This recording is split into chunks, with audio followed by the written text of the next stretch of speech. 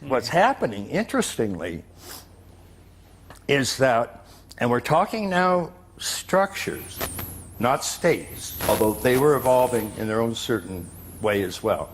But structures in particular, once a major structure comes into existence and is laid down, it becomes stored in the storehouse consciousness, someplace. And it becomes available for all subsequent human beings. So that magic structure that the hunters and gatherers were lying down 50,000 years ago, once it became a common response, and everybody born, and we always start at square one, then as they grew through archaic in the first year, and it was just instinctual and, you know, coming to be a human, starting around age 1 and going to age 3 or 4, the human today lives in the magic world. That magic structure is there, and young children think magically. They think hiding under the pillow because they can't see anybody, nobody can see them. Much to the amusement of parents sitting around looking right at them. And so they go through magic, and then starting around age 6 or so, they move to mythic, and up to adolescence, where they generally are open to rational. So once these structures are laid down, they stay. And that becomes very, very interesting, because that's part of our growth process through those structures. And so in the 60s come, and we get this new postmodern pluralistic structure. And because each higher level, and some developmentalists actually define them this way, has an increased perspective. So we saw magic had a first-person perspective, mythic had a second-person perspective, rational had a third-person perspective, pluralistic had a fourth-person perspective. And all that really means is that it could look on the previous level, could look on third-person science and scrutinize it, criticize it, judge it. Something that science itself couldn't do, because it couldn't see itself. It was looking at the world, looking through it, not at it. So postmodernism basically came in and got a little bit carried away with itself. And because it had transcended all of the previous major forms of philosophy and thought systems and so on, they started deconstructing everything. Everybody got it wrong before them.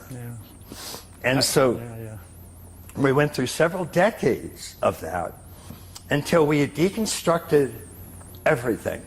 I remember very clearly this era, since my first education is biophysics from Moscow Physical Technological Institute, is Russian equivalent of MIT. My second degree is in philosophy. I have PhD in philosophy of consciousness. I graduated Institute of Philosophy, and actually I worked at the Institute of Philosophy, Russian Academy of Sciences, since the beginning of 80th. So I remember very clear this rise of postmodern era in France, interest to Derrida, and I remember when Derrida came to Russia to our department and lectures and all this studies, and Foucault era, great excitement around Foucault and all, Guisman, all that postmodern stunt. And now what?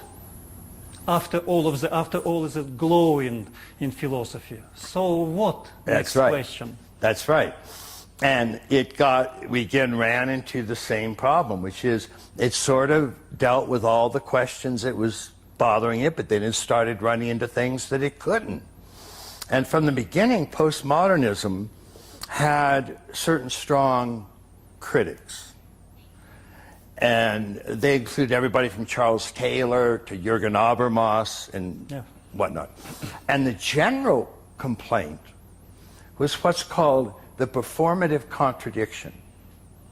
Postmodernism was itself doing what it claimed couldn't be done. So, it claimed there were no universal truths. Every culture had its own truths, and there was nothing universal. Its common motto was no big pictures.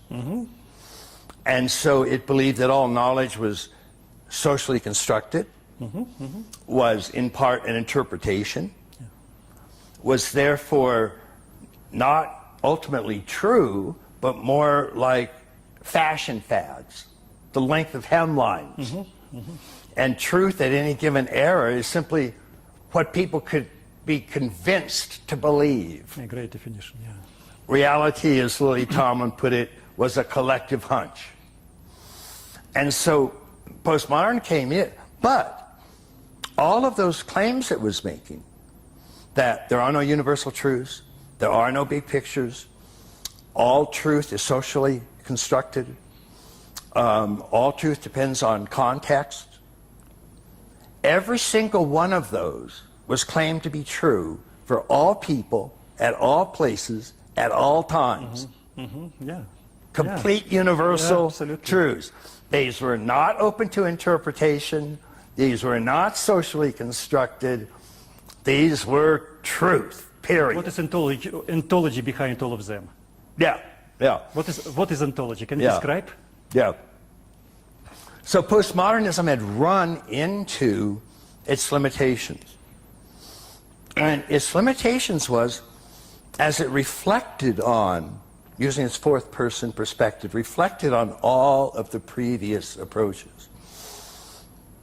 It could see their differences and emphasize those, but it didn't have enough cognitive capacity to see the commonalities, to see the similarities between all of these cultures and all of these humans.